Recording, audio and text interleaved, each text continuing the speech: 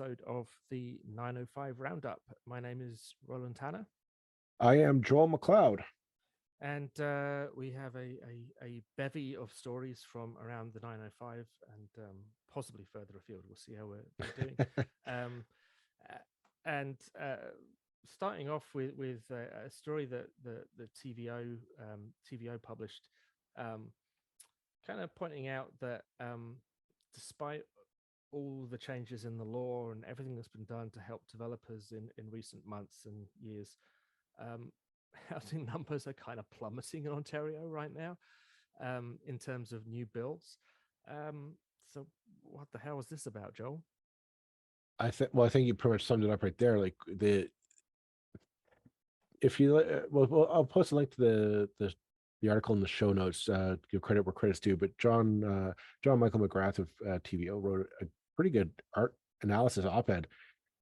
Just the Canadian Mortgage and Housing Corporation released their seasonally adjusted monthly estimate of housing starts for this year, and basically 31%.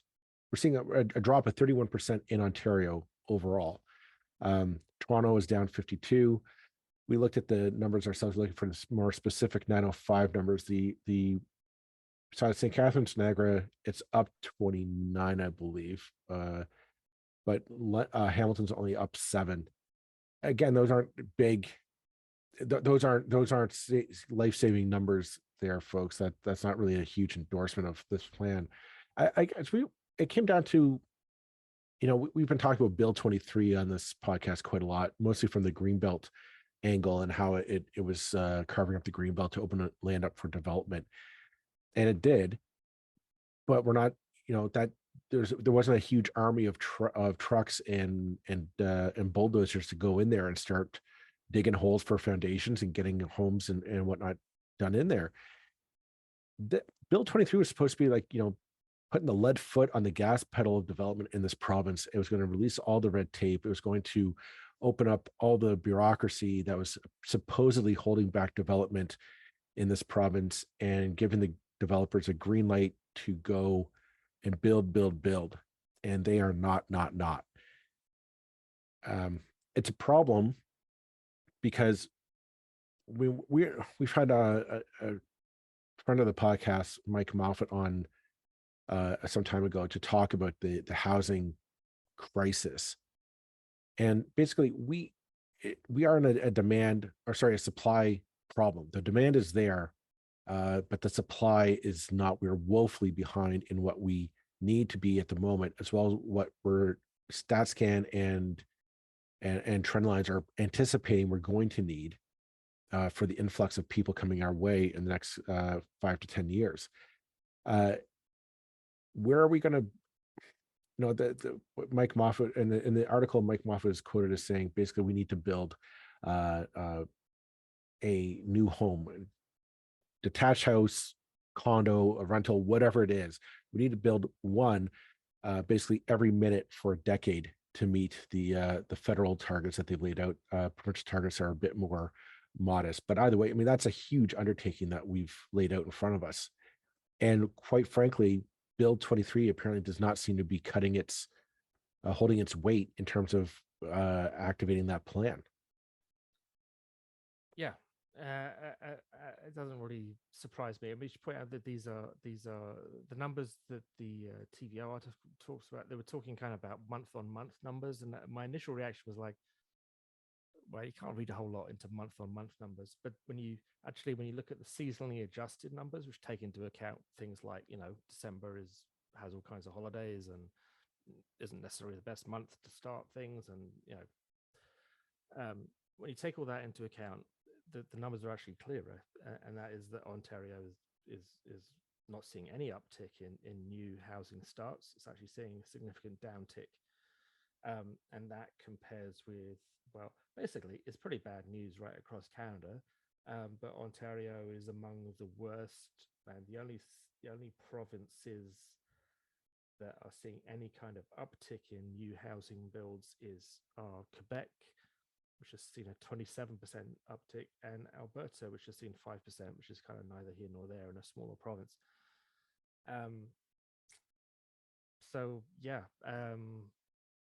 just talk about 905 numbers. Brantford is one of the ones that they detail, and Brantford has seen a 22% drop since last year. Um, you know, Well, they don't have too many 905 cities listed but specifically, they but quote Toronto, and I'm going to assume that Toronto would include like Mississauga and Brampton, in the periphery in there, and they're down 52% mhm. in the year, the previous year. This, I mean, this comes down to like just a failure of imagination in this. And this is something that you and I have talked about many times on this podcast, is that all that Bill 23 did, all the talk that this government has done about opening up for development, hasn't been to put any pressure on the building aspect. It's been just basically allowing the profit margin to grow for developers based on cost. Now, the reason why we aren't seeing any new builds is because these developers are sitting on this land. They own the land. They own the land. The land has been approved. It's ready to go. They're sitting on it because the market is not right. The market is not in their favor. They cannot maximize that profitability right now in the market. With interest rates being what they are, I mean, we're all seeing that at the grocery store. We all know the interest rates are just, they're hurting everyone, including us and including those developers. The building cost of those houses has gone up, and that therefore also mortgage rates have gone up, which means that people are not willing to take out bigger and bigger mortgages to buy their McMansions now in the sprawl, which means again that profit margin shrinks and shrinks and shrinks. These developers, as it is right now, the current status quo, will sit on this land for the next 4, 5, 10 years, 15 years, until market forces allow that profit margin to widen to, I think that they're waiting for it to return to what it was pre-COVID, like Yeah, I the mean heyday of development. the Ontario government, in its infinite stupidity, I was going to say wisdom, let's not even bother with that, has gone about trying to fix a problem with entirely the wrong solution. The solution was never that developers couldn't build, is that it's that they don't build for a variety of reasons, primarily being about making sure that you don't oversupply and bring prices down.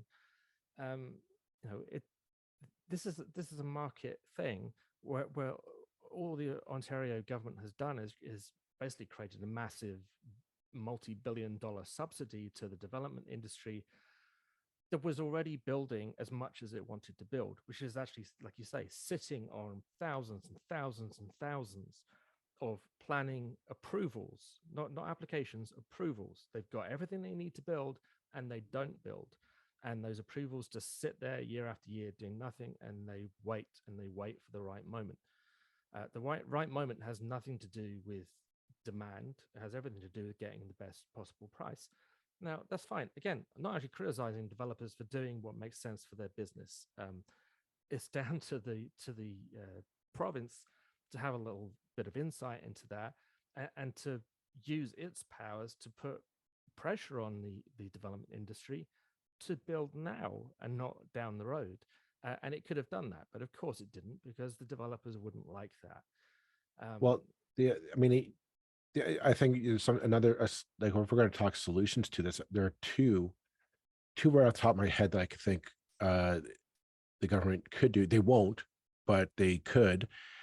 One is, and that's something that you've brought up many times, is build the housing ourselves through socialized, subsidized housing, allowing the various municipalities, not just in the 905, but across Ontario, to build, if they don't already have one, to incorporate a housing corporation, a publicly owned, publicly subsidized housing corporation that could go in, buy up this land, buy up property, own it, develop it, rent it out at income adjusted rents. But the idea is just building and putting more housing on the market at affordable rates, at an offer profit rates. That's one. The second one is because we can't, again, we're racing against the clock. We're trying to build like 1.5 million homes in 10 years time. That's a huge goal to achieve, folks. So we need to get like everything, every arrow in our quiver needs to be notched and ready to go. So the socialized housing is one. The second is, I believe, like a vacancy tax. And by that, allowing municipalities to set a rate of maybe 3 to 5 times what a land is valued at. And if it is an unoccupied unit, an unoccupied house or a condo unit or whatever have you, you tax the landlord at 5 times the property value. If it's a vacant lot, same deal. If it's a lot that has been approved for development, and they're just sitting on it, waiting for the right time, we make the right time now because we tax them at 5 times that property tax, and we do not release that property tax until the last unit is sold. And you may not even need to go that far. You could just expire the damn approvals. The fact is that I'm also thinking that a lot of these municipalities don't have any development fees anymore to take. Well, yeah. Take it. I mean, it's yeah. No, but you're right. You're right. I think that would be. I think there's definitely things that could be done in that area that would concentrate developers' minds. But certainly, you know, I can mention just from my experience in Burlington, I can think of 2 or 3 developments off the top of my head that were approved a very long time ago. One of them came up before council maybe 2 or 3 years ago, because it had been the staff in the planning department had been kind of, you know, each time the developer asked, they just extended the approval and said, yeah, no worries, no worries. And after the change of council in 2018, one of the councillors, I believe it was, I could be speaking out of turn here, but I believe it was, well, I don't know who it was, so I'm going to not say, but basically people woke up and said, hang on a minute, we don't have to be renewing this approval and just waiving all these fees that we could be asking this developer to give. Of course, all hell broke loose at that point. I mean, but here's the thing: the Bill 23 got rid of all those development charges that were going into city coffers. That's off the table now. Maybe this is, I mean, hint, hint, if you're a city councilor and you're listening to this podcast, that might be a good tool to have to just at least get some money into the public coffers. If you just start, when these things come up for, when these approvals expire. I mean, the shame of it is, I mean, there are still development fees. They're just much less. Right. It's been reduced greatly, and the timelines have been shortened. And the last thing that any planning department wants to do is repeat work that they've already done. So they're inclined to say, yeah, just have your renewal, just leave me alone. We're busy enough already. Just renew your approval. But absolutely, the way it should go is like, okay, well, you didn't build. You said you were going to build. You didn't build. And also, and again, I could point to individual developments. There's a certain development in Burlington that is very well known, where the developer went back on their word to build various healthcare related elements into a building. None of that was built. The building took way too long to develop. Things did not happen that were promised. For some reason, the city is not allowed to then say, like, hey, you guys, when you come and get your next, ask for your next approval, we're going to hold you to account for what you did the last time. They're not allowed, as I understand it, they're really not allowed to kind of do that. It's like, well, why the hell not? They were messed around by Company X, who shall remain nameless. But I know that Company X had a whole bunch of other developments that it was having built. It's like, oh, you can just, you lied, basically. We're not allowed to make you pay for that. I mean, it's all part of the mess of development in Ontario. But I mean, there are all kinds of ways to focus developers' minds on actually building. But again, think of Burlington. The new hotel opened a couple of years ago. That was approved in the mid 1990s. Right. It's finally built and completed just in the last few years. during COVID. Um, yeah. Yeah, Um, but that's the thing is like this Bill 23 was supposed the idea was, and again, and we're having I think we're even touching upon the federal scene with Pierre Poilievre saying, oh, the gatekeepers are prohibiting development being built across Canada. Again, this isn't a 905 centric problem. This is nationwide, but we've just identified this has nothing to do with municipal or provincial planning. The Ontario government has just proven that they Bill 23 supposedly took all the restraints off. It was put the hammer down on the pedal, and we're going to build all the development that we need. And this is not the case. The gatekeeper are the developers. And again, I can't fault them because the current system says, well, no, it doesn't make sense for them to maximize their profits right now. Yeah, their profits they're not going to be as well as they were uh, uh, before. Um, and there was this myth on both sides of the political debate, both on the right and the left, that what was stopping development were these bloody NIMBYs who just right, stood in the way right. of everything. And really, I've asked people over the years, like, show me the development that was stopped by your NIMBYs. Show me. Right. They may have kicked up a fuss. They may have come down to council. They may have shouted and screamed about some development they didn't like. It happens. You see it all the time. People object to all kinds of things. That's their right. Show me where it actually worked and stopped development, and Yeah. I'll sit up and listen. Fact is, never. Certainly not. Again, in Burlington had this whole NIMBY revolution, so called. Show me what development stopped as a result of it. Nothing. I can't think of one.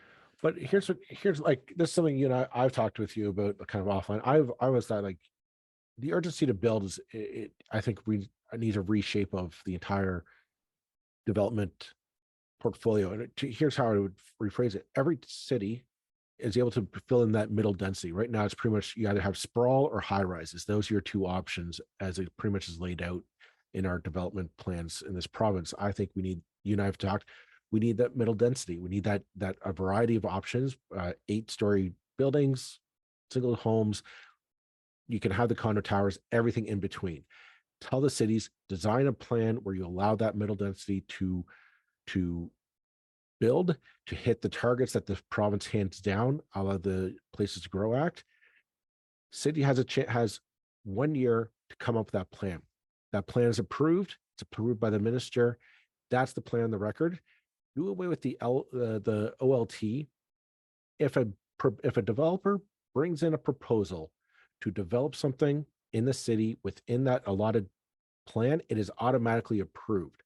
There is no if, ands, or buts. There's no going to council. There's no town hall, whatever. If they meet the plan, the agreed to plan by that city, it is automatically approved. If that developer says, well, I want to build bigger, taller, higher, gold plated everything, whatever, fine. You go to council and you plead your case.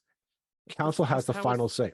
But that's how it works now. That's the system as it is envisaged now. Like there is as of right development. Anything in an official plan, anything within the fact is that nothing ever was within the official plan. But the problem is the official plan. Everything is appealed. But the problem, well, that's the thing, is we don't allow the appeal. But the other thing is the official plan either only allows for sprawl, so you're building constant single detached homes, or you're building 60-story condo towers to fill the targets. And that's where you need to allow the middle density. Therefore, a new plan that allows that middle density. To give Doug Ford, to give the province some credit where it's due, there is, amongst all the other stuff that's happened, basically for the last 20 years, successive governments have tried to stop sprawl, including the PCs in their first term. And now they've thrown that all out of the window, and it's just build everywhere. We don't care. Yep. But there is within the latest legislation stuff that does do positive things with regard to that middle density. But again, the irony is that that's going to take a while to come through because it's going to be much more piecemeal. And the big developers aren't interested in it. They don't want to be building a 5-story apartment block. They want to be building a 40-story condo built block, or they want to be sprawling in greenfield. So yeah, there was actually some positive stuff there. It's got been buried under all the stuff about the green belt and all the other outrageous attacks on everything. But there are some positive things there, but it's going to depend on small and independent, people who own a small plot of land who want to, you know, rather than putting up a McMansion, put up a small apartment building. But that stuff takes time. And it's the headline stuff that that this is a small print in the legislation compared with the other stuff that's meant to allow the developers to just build. Well, let's take a pause on that and come back for our next bit. And we're back. So we talked about development as per usual on this podcast, but we do want to follow up on a story that we talked about a couple weeks ago, which made all the headlines in the province, and that was not our story, but the letter that Kate Graham, who we had on a few weeks ago, wrote to Mike Schreiner, basically asking him to quit his job as the Green Party leader and run for the Ontario Liberal Party to become their leader for the next foreseeable future. We were all waiting with bated breath as Mike hemmed and hummed and wrung his hands and talked to people and asked away and made his decision. He finally made his decision and he released his statement, basically saying, "No thanks, I'm okay where I am." Yeah, I'm surprised it took this long. I'm very surprised.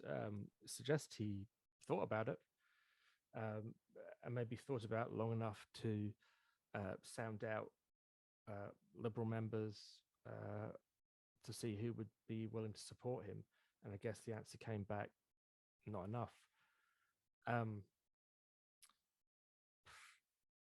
What do we think about this story now, a few weeks later? I mean, it's an odd one. It's not one that Mike Schreiner took so long to reply. I think it speaks to how small the Green Party of Ontario is, that he could do that. No disrespect to the Green Party of Ontario, but it kind of is Mike Schreiner to a degree, to a significant degree. I can't think of a situation in which a leader of another party would be able to sort of sit and twiddle their thumbs and have a good old think about something like that for a couple of weeks. Yeah. Like I say, he must have been spending the time doing something other than speaking to his family. And I suspect it would be sounding out people to see how much support he had, and the answer was not enough. I don't think he actually did any homework on this at all. If I was Mike Schreiner, I'm like, I know what my decision is, but I'll let them sit on it. My bet is Mike Schreiner, as soon as he got the offer, he said, "No, I'm not leaving." But what do you do? Well, I'll let it sit and stew on it. Here's the thing. And this is why Mike Schreiner is actually a pretty smart guy, and he's a smart politician in my book for this. So he sits on his opinion, and he says, "I'm talking it over. I'll think it over. I'll give it I'll get honest a thought over it." What happens? All those liberals that look what happened after that letter came out. The Liberal Party just started. It was infighting all over again. Longstanding liberals, former MPPs, current leadership contestants, former staffers, former volunteers, former fundraisers, all were coming out saying, "This is a horrible idea. Who are these guys to invite Mike Schreiner to lead us? We need to rebuild. We need this." And it was just a panicked flurry of emotion from the Ontario Liberal Party. I was Mike Schreiner, I would have just sat back and watched it. You're like, who knows? Maybe you have the third party in the Ontario legislature tear itself apart even more, do more damage to itself in the meantime. And he just sits on his hands, cracks open a beer, watches the show, and he comes back. How long has it been since a couple of weeks since that letter? And he comes back and says, "Yeah, I'm content where I am." Right. And what do you Yeah, have? I So you mean, have Greg. maybe I don't actually think that's what he's done. Um, I think that's what's I, happened though. I He think it's he already yesterday's chip papers, really. But um, uh, I, I do think that this event was very divisive amongst Mhm. former allies in the party. There were people. I don't think it's well established. Let's put it that way. That there were people within the OLP who were extremely put out by the way that this was done, and I, I think it was unwise ultimately, and I think Kate Graham maybe came to feel it was unwise. She kind of apologized on our podcast. I was gonna say like I kind of as the Why would you conversation. do that if it was a great idea? Well, I don't want to put words in her mouth, No, but I'm gonna invite our listeners, go back, re-listen to that episode if you haven't already. that's a very good way to put it, Joe. Uh, Go back and but listen again. Did she but apologize? Did she not? I don't know if it's an apology, but I kind of get the sense that there's a bit of regret, that I wasn't anticipating this to be the response that we were going to get when we put this out there. Because there was not a huge consensus of like, oh, this is an interesting out there idea. Let's entertain this for a little bit. From longstanding liberals, many liberal leadership contestants, we were seeing like Nate Erskine Smith, I know, put out a tweet immediately just saying like, no, we're going to fix the party ourselves. We need to rebuild ourselves. We don't need an outsider to come in and do it for us. That sentiment was kind of going around a lot of liberals. Like there's. It was. I mean, but we have to say, I mean, the names on that list were Oh yeah, impressive. yeah. It's like no Deb one, Matthews, Greg Sobrero. other than the premier, no one was bigger under the previous government than Deb Matthews. Greg Right. Sabara is like a titan of the party. Yeah. Whether you think he's overstayed his welcome is another story. The man built Dalton McGuinty's government. Whatever success they had during the first decade of the 21st century is in large part down to Greg Sabara. Pat Sabara, no relation, I believe. No. Also very, very, very well known within the party. They were big names, and Kate Graham's kept taking the flack for this. It's like Kate Graham put an idea out there, and maybe the wiser heads should have prevailed and said, well, you know what, maybe we don't want to be sticking our name on this. We do this the old school way. We have these conversations quietly and out of the media spotlight. And I think maybe that's what should have happened. I think this will blow over. It's done now. I don't think it's. It will blow over, but it has done something that I didn't anticipate. It's renewed focus on the Ontario Liberal leadership race. Yeah, earlier than anticipated. Earlier than anticipated. More kind of interest than anticipated. And I'm well, like it forced us, like you and I have been approached by a number of leadership contestants to say, hey, can we come on the podcast to talk? And we've said no, not until like the rules are officially established and we actually know, like we have actual people officially declaring, not just rumors. When that happens, we might do a couple episodes on the leadership race there. That being said, this forced our hand to say, well, we got to talk about this. This is tearing up the news politically. It put the Ontario Liberal leadership race back on the map, in my opinion. It's something that if you're interested in politics, you're now talking again about who might take over the reins on the Ontario Liberal Party, and would they have the strategic know-how and the fortitude to rebuild that party and go after Doug Ford? I bring this up because if I were Merritt Stiles in the NDP, I'd be a little on the edge of my seat now, because the NDP said, no, we're not going to go with a leadership race. We're not going to go and have that debate of ideas. We're now going to go just coronate you like the queen and put you on the seat of power.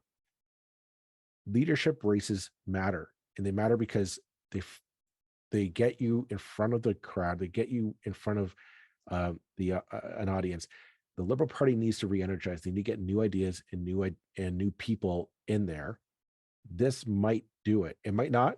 And it might blow up in all of our faces. And this could be the death knell of the Liberal Party. It could be, but it could have the opposite. It could start a fire with new names, new blood, new ideas coming in, new supporters, new sources of fundraising, all that stuff, which is great for a party. And if I was the NDP, I'd be a little nervous because nobody's paying attention to the NDP these days. And for it being the opposition, that's alarming. Yeah. I mean, I suspect we know who's going to run. I mean, the names are being rumored. Yeah. Whether they all end up running, I don't know. I think we can assume that. I mean, these names are probably not that familiar to the general public, but they'll be familiar to the membership, such as it is.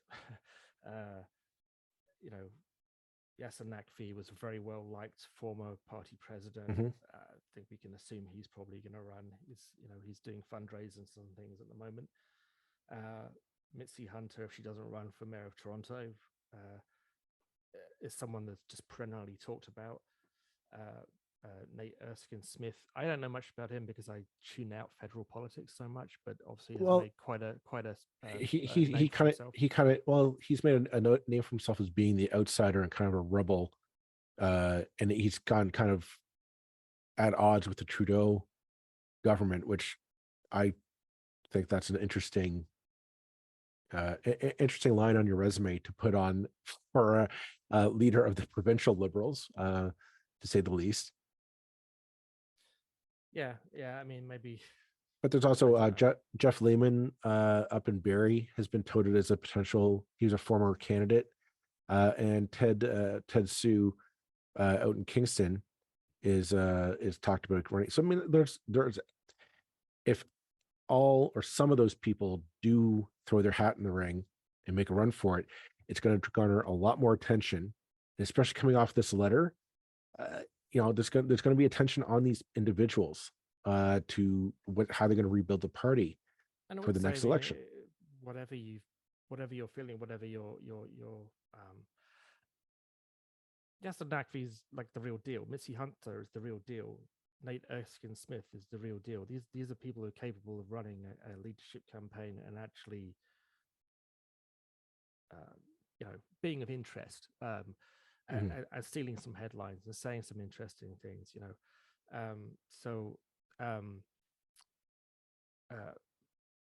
I would say, well, I don't really know Nate Erskine Smith, I have to say. I mean, become familiar with him, I'm sure, if he chooses to run.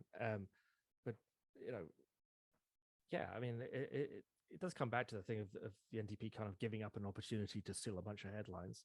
And I was pretty critical. I mean, nothing that I've tweeted in recent months has got anything like the number of retweets that a comment I made of like, what the hell are you guys doing on the weekend that the story came out about, stag and doe? Yeah. Whether spelt DOE or DOUGH. What the hell are you guys doing when, your last comment was on Friday? It's now Monday lunchtime and you haven't said diddly squat since. And there were a few, it was a press release. Well, apparently Merritt Stiles has filed a request with the Integrity Commissioner to look into what happened there, and that's all well and good, but really you're going to wait until the Integrity Commissioner, who in my mind is highly compromised on this topic to begin with, is going to come out with a report. Like, no, you make it work now. Like you put it in front of every reporter that you can. You like, my God, like, just how is this? Well, you don't wait for the report of an integrity commissioner whose first reaction was, "Oh no, everything's fine, everything's Right. fine." Yeah. I mean, I don't think he said you're cleared 1000% because he's not that much of a moron. Only morons say 1000%. But nevertheless, he did say, "Oh no, well, if you say it's fine," which is basically all he can do. Right. So we don't really have much faith in that system to produce any. It doesn't matter if there's a criminality wrong here or not. It's politics. It's the appearance of this is not right. He was getting envelopes of cash from developers in the backyard. Like, why is everybody not treating this like the opening scene of The Godfather? I have said this a million times. Like, why is this every politician not calling him Ford Corleone right now? Like, why? Like, I don't. This is as we said earlier. This is manna from heaven. If you're in politics, if you're in the Yeah, opposition, it's an absolute gift from the and gods. you're sitting there going, "Oh no, we have to wait for the integrity commissioner to do a like." No, we know exactly what happened. We know exactly what happened Boris here. Johnson was brought down by a couple of parties. No money changed hands. He just had parties Yes. in a hypocritical, idiotic way that was typical of Johnson. That brought him down because the press didn't let go, the opposition didn't let go. They went on and on and on. They called the police in, they did, but they they went on and on and on and on about it. This isn't even getting on the front page of the Star a day after it came out. Hey, Partly because of the bloody John Tory you know story, what? but partly because We've said it. We've invited on Merit Styles onto this podcast before. The offer is still there. If you want to come on and tell us what you know or what you're concerned about with this Stag and Doe party, we will give you half an hour. You have a half hour on this podcast to talk it out, and we will ask you the questions that everyone is concerned about. You know, you've got a platform right here. The offer has been standing for 2 weeks now. We've put the invite out to your office. If you're listening or somebody in the NDP is listening, the offer the offer will be open forever. You're always welcome on this podcast. And we had the former leader of the Ontario Liberals came on. We had the leader of the Greens. PCs never speak to us. I don't see any reason why the NDP shouldn't come on. It's like, you're not scared like a conservative, are you, NDP? Come on. I mean, it's like we will give, and I promise this to the Conservatives too, we will give anybody who comes onto this show a fair crack at having their say. And yeah, we'll ask questions and we'll challenge it, but it will be done fairly with everybody. And clearly we are a progressive podcast, and we've said it again and again. We just want the progressives to do well. We are not aligned with any party, but if you think we're talking garbage by saying you're not doing something that or we're not giving you credit for things that you are doing, come on and tell us, point out the error of our ways, for goodness sake. And there are few enough avenues. It's very difficult, even at a provincial level, to get in the media. Why would you not take advantage of the media that's out there that will give you like 30 minutes of airtime? Nobody's going to give you 30 minutes. No one. Yeah. At the best, you'll get 30 seconds. We'll give you half an hour. So don't just take up the offer like that. I don't know, or don't. It doesn't stress us out at all. Come on and call us jackasses for half an hour. Fuck! I'll drink to that. Yeah, it would be richly deserved, I'm sure. But call us every name in the book. Tune in to listen. I would love to hear. Yeah, I would love to hear that. All right, I think on that we should on that cheery note and that cheerful invite, let's call it a day on this one. Thanks very much, everyone, for listening, and we'll see you next Tuesday. Bye-bye.